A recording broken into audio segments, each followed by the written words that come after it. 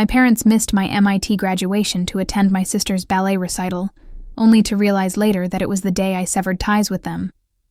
5 years later, a cousin's wedding forced us into the same room, and it was then that they understood what they had lost. Standing in my cap and gown on the lawn of the Massachusetts Institute of Technology, I scanned the crowd, knowing that the faces I longed for wouldn't be there. May 2018. The sun beat down on my shoulders as hundreds of families celebrated around me. Cameras flashed, and voices carried across the campus in waves of pride and joy. My phone weighed heavily in my pocket, the last message from my mother still vivid in my mind. "Sweetie, we're so sorry, but Madison's recital got moved to today. We'll make it up to you. Congratulations." At 22, summa cum laude in computer engineering, I was completely alone. The ceremony ended. I collected my diploma, smiling while the dean shook my hand. Professor Williams, my thesis advisor, pulled me aside afterward, concern etched into the lines around his eyes. "Your family couldn't make it?" he asked. I shrugged, trying to appear casual. "They had a conflict." He studied me for a long moment. "You're one of the brightest students I've ever taught, Sarah. I hope you know that."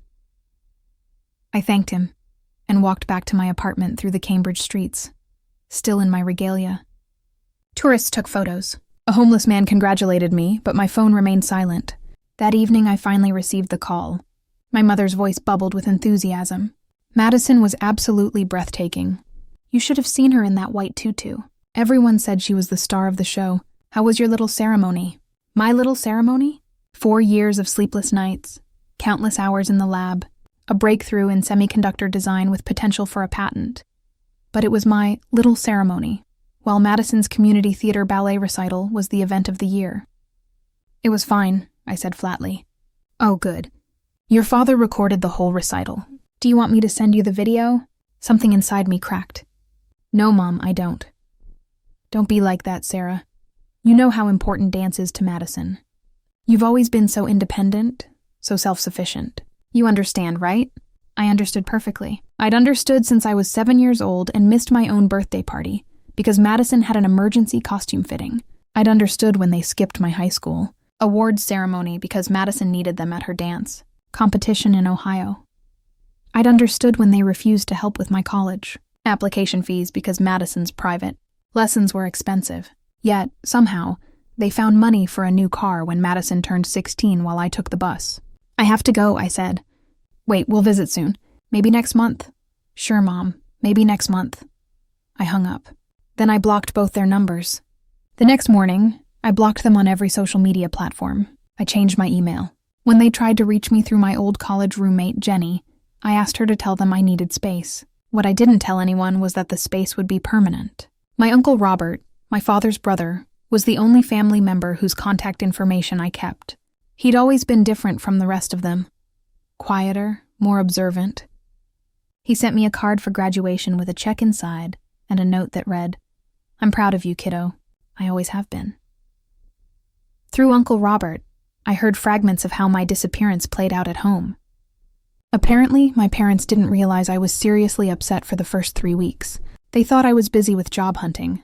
By the time they understood I wasn't responding at all, they tried to play it off as me being dramatic. "She'll come around," my father reportedly said. Sarah's always been moody. But I didn't come around. I took a position at a tech company in Seattle, 3,000 miles from my hometown of Richmond, Virginia. The salary was outrageous. More money than my parents made combined. I threw myself into work, building a life where my achievements mattered to someone other than just me. Years passed. I got promoted, then promoted again. By 2023, at 27, I was a senior engineer with my name on 3 patents and a solid reputation in the industry. I bought a modern apartment overlooking Puget Sound. I dated a software architect named Marcus for 2 years before we amicably parted ways. I made friends who actually showed up for my birthday dinners and celebrated my successes without jealousy or dismissal. I built a life that was entirely my own. Uncle Robert kept me loosely updated on family news, though I never asked. Madison had apparently given up ballet after high school, which struck me as darkly ironic.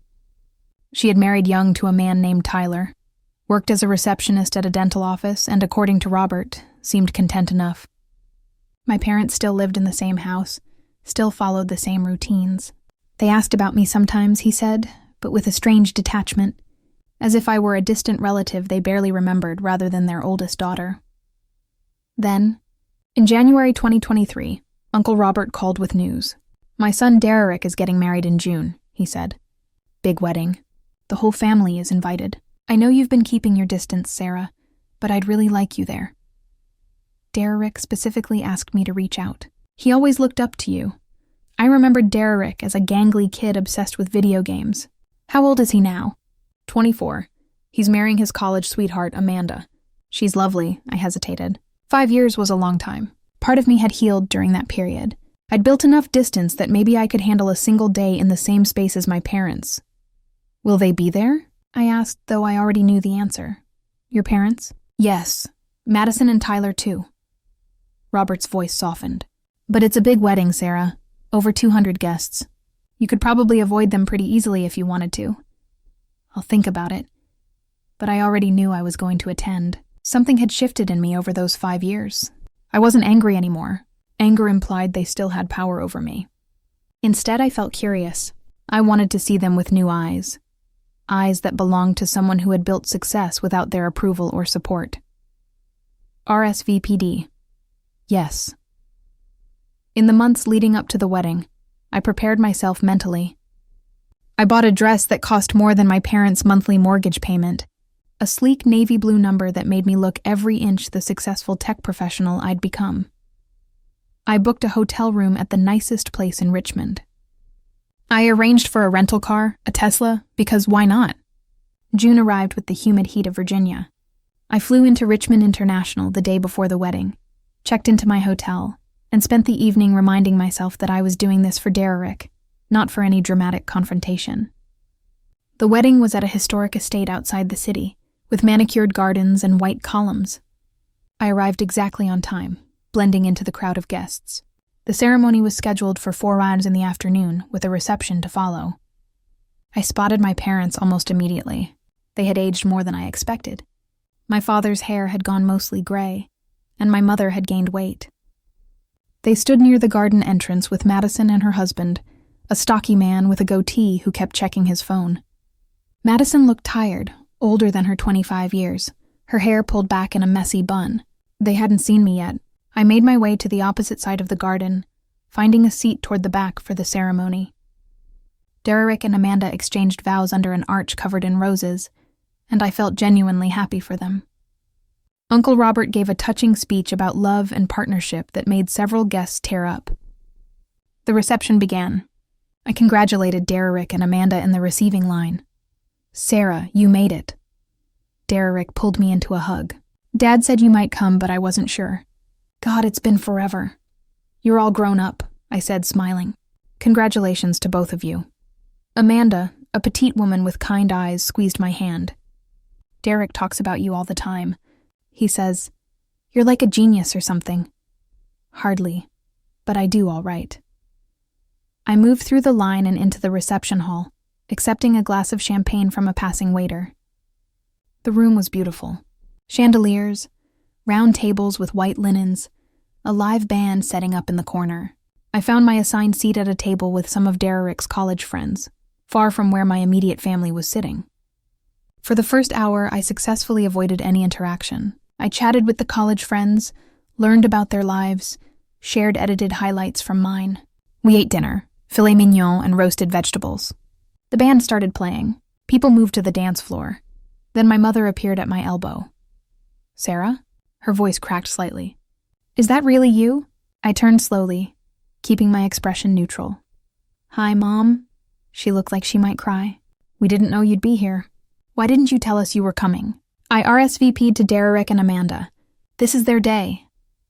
My father materialized beside her, his face a mixture of confusion and something that might have been guilt.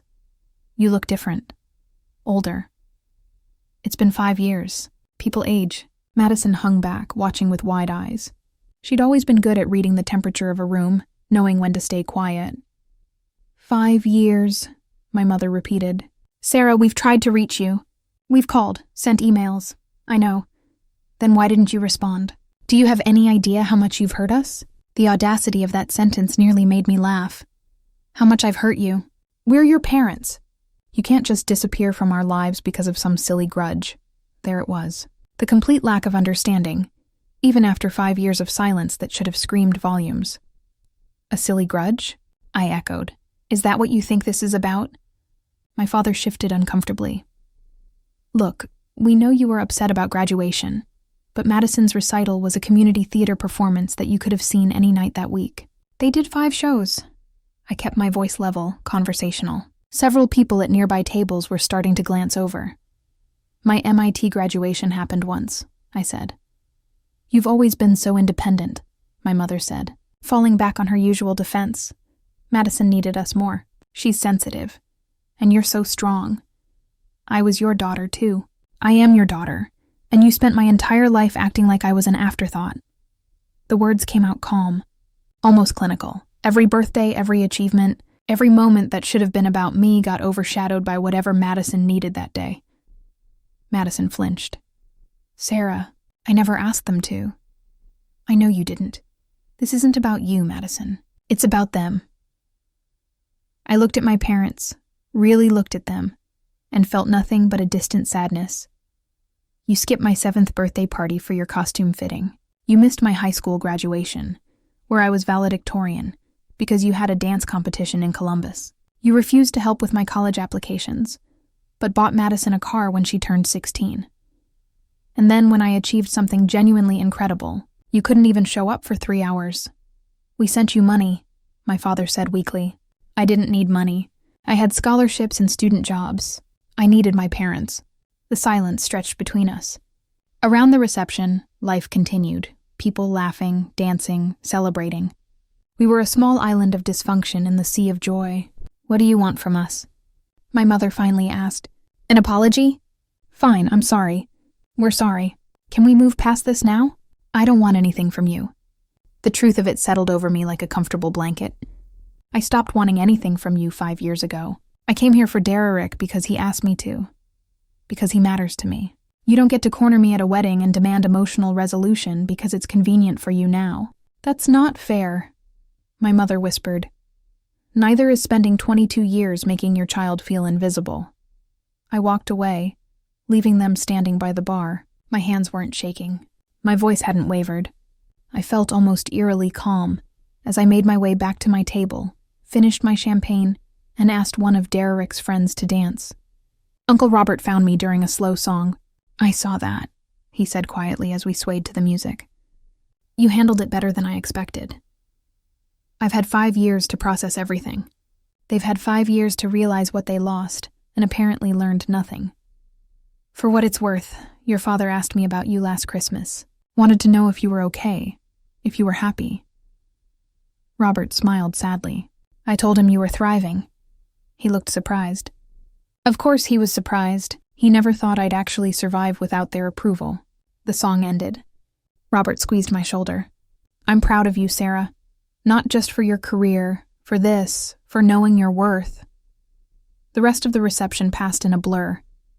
I danced with Derrick, congratulated Amanda's parents, ate a slice of wedding cake.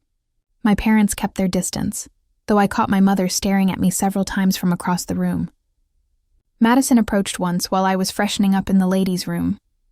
I'm sorry, she said to my reflection, for all of it. I was a kid for most of it, but I should have noticed. I should have said something. I turned to face her. You were the golden child. That wasn't your fault, but you're an adult now, and you've watched them erase me from family photos, talk about me like I'm some cautionary tale. Have you ever defended me? Ever told them they were wrong? She looked at the floor. I didn't want to cause drama. That's what I thought. I left her there and returned to the reception. An hour later, I said my goodbyes to Derrick and Amanda, hugged Uncle Robert, and drove back to my hotel in the Tesla that cost more than my parents earned in 6 months. The next morning, I had breakfast at the hotel restaurant, eggs Benedict and fresh coffee, while scrolling through work emails. My flight back to Seattle left at 2. I was checking out of the hotel when my phone rang with an unknown local number. Against my better judgment, I answered, but first, let me tell you what those 5 years without them had actually looked like. The years I'd spent building myself into someone they wouldn't recognize. After graduation, Seattle had welcomed me with rain and opportunity. My first apartment was a studio in Capitol Hill, small but mine. I furnished it slowly, deliberately, each piece chosen because I wanted it, not because it matched some family aesthetic or met someone else's approval. A vintage leather chair from a thrift store, a desk facing the window where I could watch the city wake up while I coded, plants that I somehow managed not to kill, their green leaves proof that I could nurture something successfully. Work consumed me those first 2 years, but in the best possible way. I wasn't running from anything anymore. I was running toward something. The semiconductor project I'd started at MIT caught the attention of my department head, Elena Rodriguez, a woman in her 50s who fought her own battles in tech. She took me under her wing, taught me how to navigate corporate politics, how to claim credit for my ideas in meetings where men twice my age tried to talk over me. "You're brilliant," Elena told me one evening when we were both working late. "But brilliance isn't enough in this industry. You have to be strategic. You have to make yourself impossible to ignore." I learned. By my second year, I was leading projects. By my third, I was filing patents. The work was challenging in ways that felt productive rather than destructive. Problems that had solutions if you were smart enough and persistent enough to find them. My personal life filled with people who actually showed up. There was Rachel, my neighbor, who became my best friend over shared takeout and terrible reality TV. We'd sit on her balcony drinking wine, and she'd tell me about her chaotic Italian family who drove her crazy but loved her fiercely. I'd listen and feel that old ache. Not jealousy exactly, but a quiet grief for what I'd never had. "Your family really doesn't call at all?" Rachel asked me once. "They can't." I blocked them. Damn. What did they do? I told her the abbreviated version, the missed graduation, the lifetime of being second place. She got quiet, then hugged me hard. "Their loss," she said.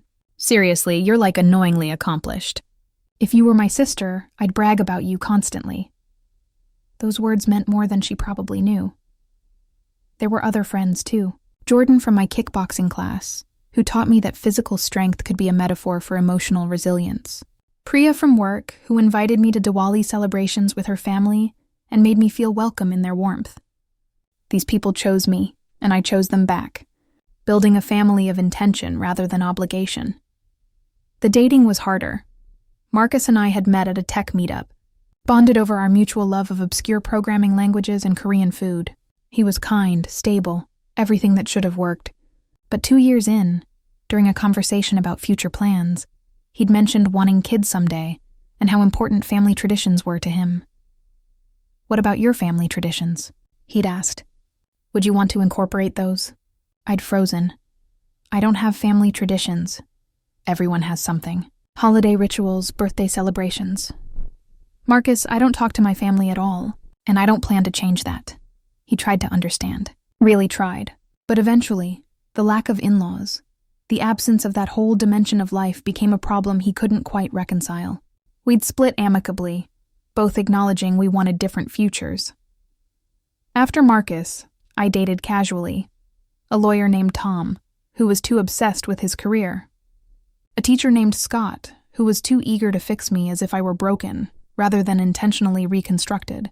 A startup founder named Alex who ghosted me after 3 dates, which honestly felt appropriate for Seattle's dating scene.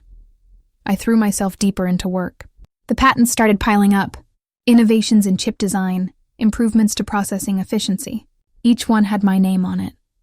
Sarah Mitchell. Not Sarah Mitchell, daughter of Robert and Claire.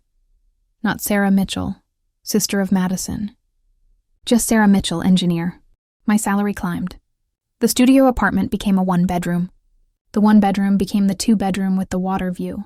I bought art, real art, from local galleries, not prints from Target. I traveled alone to Tokyo, to Berlin, to Barcelona, sending postcards to Uncle Robert and photos to Rachel. My passport filled with stamps, evidence that I was living fully in this life I'd built. But there were hard nights, too. Nights when I'd see a father-daughter moment in a movie and feel that familiar hollow ache. Nights when I'd remember being 7 years old, watching through a window as my family celebrated without me, because I wasn't important enough to wait for. Nights when I wondered if something was fundamentally wrong with me, if I was unlovable in some essential way. Therapy helped. Dr. Sandra Chen's office became a sanctuary every Tuesday evening. She never pushed me toward reconciliation, never suggested that forgiveness was mandatory for healing. Instead, she helped me understand that my parents' choices reflected their limitations, not my worth. "You were a child who deserved unconditional love," Dr. Chen said during one session. "The fact that you didn't receive it is a failure of their capacity, not your value." Those words became a mantra during the difficult moments. By year 4, something shifted. The grief lessened. The anger transformed into something closer to indifference. I realized days would pass without thinking about my parents at all. My life had become so full of genuine connections, meaningful work, and personal growth that the absence of their presence stopped feeling like a wound and started feeling like simply the way things were. I remembered a conversation with Elena around that time. We were celebrating my 3rd patent approval with champagne in her office. "You know what I admire about you?" Elena had said. "You turned pain into fuel. A lot of people with your background would have imploded. You built an empire instead." "I don't know about empire, Sarah. Look at what you've accomplished in 4 years. You're 26 years old with 3 patents, leading a team of engineers twice your age, making more money than most people see in a lifetime. That's an empire." She'd raised her glass. "And you did it without anyone's help. That's even more impressive." The validation from someone I respected deeply meant everything. Elena saw me, really saw me, in ways my parents never had.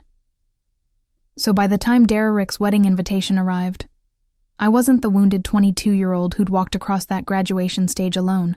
I was someone else entirely, someone stronger, someone whole. That's who showed up to Richmond that June day. Not the daughter desperately seeking approval, but the woman who'd learned she didn't need it. Against my better judgment, I answered the phone. "Sarah," my father's voice. "Don't hang up, please. How did you get this number?" "Robert gave it to me. Just listen for 1 minute." I stayed silent, waiting. "I saw you yesterday at the wedding and I barely recognized you. You look so polished, so successful. Robert told me about your patents, your position at the company. He showed me an article about you in some tech magazine." His voice grew thick. I realized I didn't know any of that. "I don't know anything about your life." "No, you don't. Your mother and I talked last night after the wedding. Really talked, and we started looking back at everything. All the times we chose Madison over you. We always thought we were doing the right thing, giving more attention to the child who needed it more. But we forgot that you needed us, too. I'm not having this conversation. You turned out so well, better than we ever imagined, and we had nothing to do with it."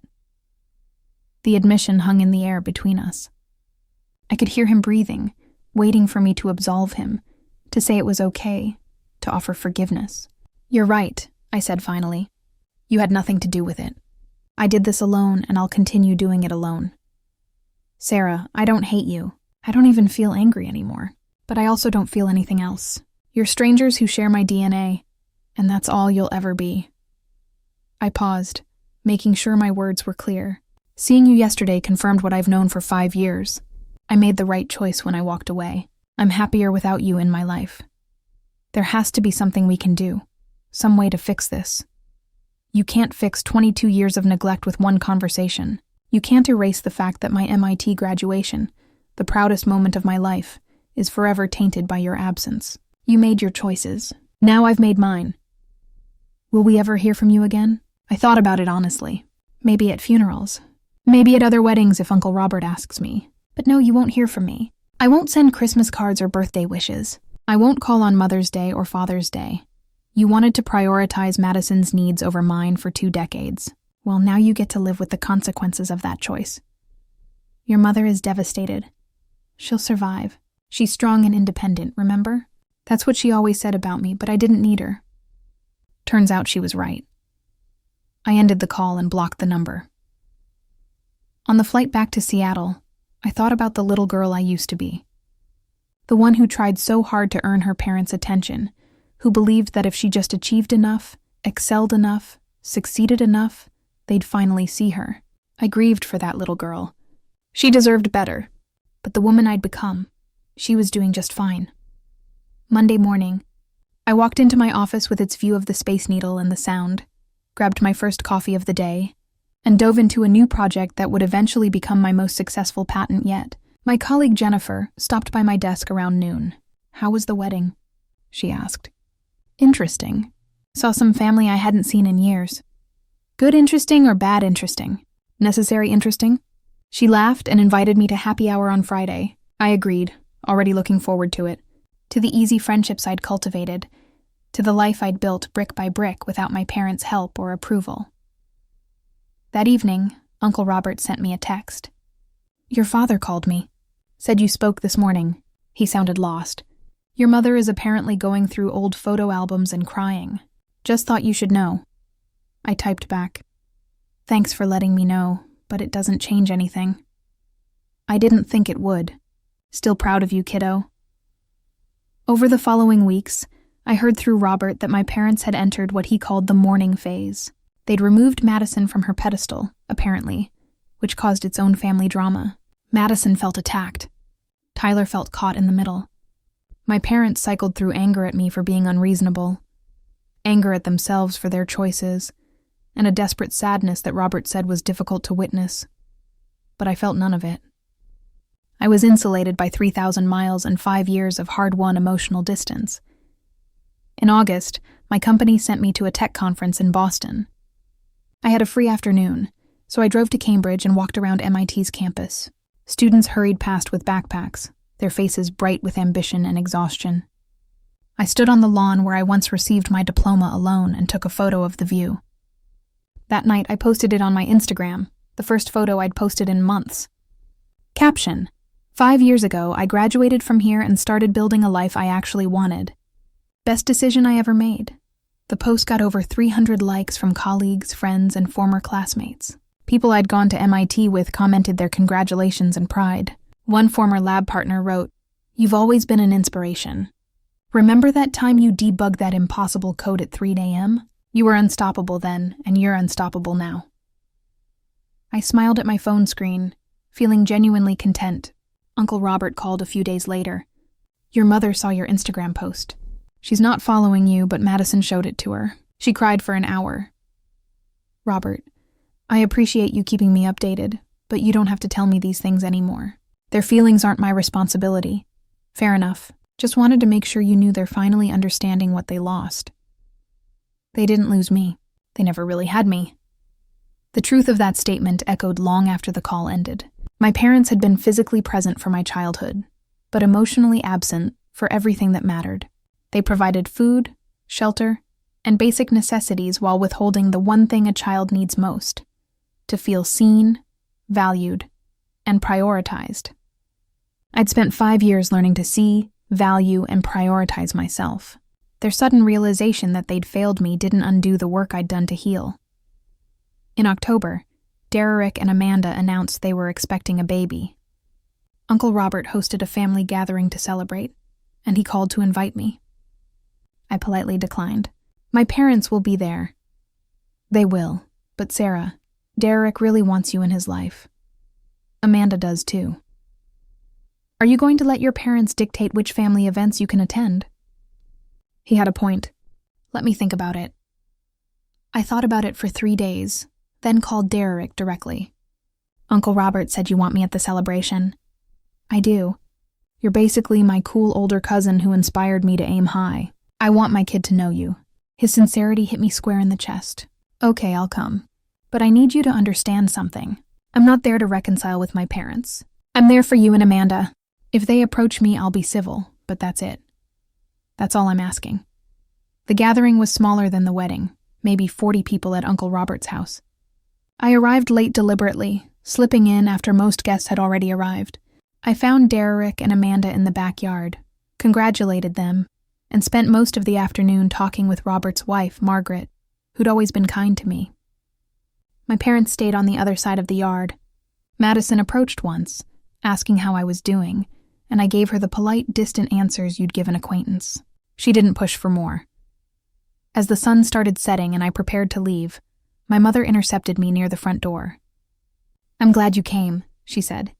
"It means a lot to Derek." "Derek is the reason I'm here." Can we talk? Really talk. Not at a wedding or a party, but somewhere private. To what end, Mom? To try? To see if there's any way forward. I studied her face, searching for manipulation or selfishness, but found only genuine desperation. Still, desperation wasn't enough. I don't think there is a way forward. You want absolution. You want me to say it's okay, that we can start over, that the past doesn't matter, but I can't give you that. I adjusted my purse on my shoulder. What you can do is learn from this. Derek's baby will be here in 6 months. You have another chance to be better grandparents than you were parents. Take it, her eyes filled with tears. So that's it. We just never have a relationship again. We never really had one to begin with. I left her standing in the doorway and drove back to my hotel. The next morning, before my flight, I had breakfast with Uncle Robert one last time. You're handling this with remarkable grace, he said over pancakes. I don't feel graceful. I feel tired. Tired of what? Tired of being expected to fix what they broke. Tired of being made to feel guilty for protecting my peace. Tired of people thinking that biology obligates me to forgive the unforgivable. Robert nodded slowly. You don't owe anyone forgiveness, Sarah. Not even your parents. Especially not your parents. Those words settled into my bones like a benediction. Back in Seattle, life continued its forward motion. I dated a marine biologist named Kyle for a few months before realizing we wanted different things. I adopted a cat named Tesla who slept on my keyboard during video calls. I got promoted again, this time to director of engineering with a salary that would have made 22-year-old me weep with disbelief. Years passed. Derek's baby, a girl named Sophie, arrived healthy and perfect. Robert sent photos. I'd given him permission for that much. Madison got divorced, moved back in with my parents for a while, then eventually found her footing with a job at a real estate office. My parents aged. Robert mentioned my father's diabetes diagnosis, my mother's knee surgery. I felt a flicker of concern, but nothing deeper. They were elderly strangers with medical problems, no different from reading about someone in the news. In 2025, now 29 years old, I gave a keynote speech at a Women in Technology conference in San Francisco. The audience was over 1,000 people, and I spoke about resilience, about building success without a support system, about the importance of knowing your worth, even when the people who should value you most don't. The standing ovation lasted nearly 5 minutes. Afterward, a young woman approached me with tears streaming down her face. She couldn't have been more than 25. Thank you, she whispered. My family doesn't support my tech career. They think I should be a teacher or a nurse, something more traditional. Hearing you speak made me feel less alone. I hugged her, this stranger who understood. You're not alone. And their inability to see your potential says everything about them and nothing about you. She nodded, wiping her eyes. How did you do it? How did you let go of needing their approval? I realized that waiting for their approval meant putting my life on hold. So I stopped waiting and started living. The advice I gave her was advice I'd lived by for 7 years. It had served me well. That night in my hotel room, I scrolled through my Instagram and saw that Madison had recently posted a photo of our parents with Sophie. The caption read, 3 generations of love. I wasn't in the photo. Obviously, I wasn't part of their narrative anymore. The old me, the 7-year-old who missed her birthday party, would have felt crushed by the exclusion. The current me simply scrolled past without reaction. I posted my own photo from the conference. Me on stage mid-speech with a massive audience visible. Caption, spoke to 10,000 brilliant women today about resilience and self-worth. Honored to share my story and theirs. The photo got over 500 likes. Colleagues, friends, and former classmates commented their pride and support. One comment stopped me. It was from Jenny, my old MIT roommate. Remember when we graduated and you were so alone? Look at you now, surrounded by people who actually appreciate you. You've built an empire, Sarah. I'm in awe. I liked her comment and replied with a heart emoji. Then I closed Instagram, ordered room service, and watched a documentary about deep-sea creatures while eating overpriced hotel pasta. My phone rang around 10 Stalin. Uncle Robert, a bit late for a call. I answered. Everything okay? Your father had a heart attack this afternoon. He's stable now in the hospital in Richmond. Your mother wanted me to tell you. I sat up straighter. Is he going to be okay? Doctors think so. "But Sarah, he's asking for you." The request hung in the air like a challenge. 7 years had passed since I cut contact. 7 years of building a life without them, of healing from wounds they'd inflicted through careless neglect. And now, at the first sign of mortality, they wanted me back. "I can't," I said quietly. "I'm not asking you to, just relaying the message." What do they expect? That I'll rush to his bedside and we'll have some deathbed reconciliation? Maybe that's exactly what they expect. Well, they're going to be disappointed again. I leaned back against the hotel headboard. "He's going to recover, right?" "That's what the doctors say." "Then he'll be fine without me there. He's been fine without me for 7 years. Robert sighed. "I'll let them know." After we hung up, I sat in the dark hotel room and examined my feelings carefully. Guilt? No. Sadness, perhaps a little, but more for what could have been than what was. Relief, mostly that. I didn't go to Richmond. I sent flowers to the hospital with a card that said, "Simply wishing you a speedy recovery. Professional, distant, appropriate for someone I barely knew."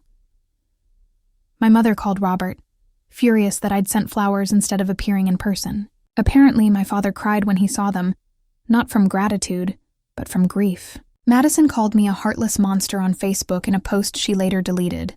Their reactions confirmed I'd made the right choice. Because here's what they never understood. Cutting them out wasn't about punishing them. It was about protecting myself. It was about refusing to spend the rest of my life auditioning for their love, hoping that this time, this achievement, this moment, would finally be enough to earn their attention. I'd stopped auditioning 7 years ago. I'd stopped performing. I'd simply started living. And the life I built was extraordinary precisely because they weren't in it. Constantly reminding me I wasn't Madison, wasn't worth their time, wasn't quite good enough to matter. My father recovered. Life continued. I stayed in Seattle, thrived in my career, dated a photographer named Daniel, who made me laugh and respected my boundaries. The relationship was easy, healthy, everything my family dynamics had never been. On the 7-year anniversary of my MIT graduation, I posted a long caption on Instagram about everything that day had meant to me. I wrote about standing alone in my cap and gown, about the little ceremony my parents couldn't be bothered to attend, about how that day had become the beginning of my actual life, instead of the end of my college career. The post went viral. Over 10,000 likes, hundreds of shares, thousands of comments from people sharing their own stories of family rejection and survival. News outlets picked it up. I did several interviews about family estrangement and the pressure to forgive people who've hurt you simply because they're related to you. My parents saw it all. According to Robert, they were mortified by the public nature of my discussion, humiliated that people knew what they'd done. Madison called it airing dirty laundry. My father apparently told Robert that I was making them look like monsters. "Are they monsters?" Robert asked me during one of our now monthly calls. "No. They're just people who consistently chose wrong and refused to fully accept the consequences. Monsters would be easier. I could hate monsters, but I can't hate them. I can only protect myself from them." My emotional clarity had taken years to achieve, but it was absolute. Now, in 2025, 7 years after that lonely graduation day, I live in a beautiful apartment with Daniel and our cat. I have work that fulfills me, patents with my name on them, and a reputation as someone who fights for overlooked talent in the tech industry. I mentor young women in engineering, particularly those from unsupportive families, because I understand their struggle intimately. My parents are alive, but absent from my narrative.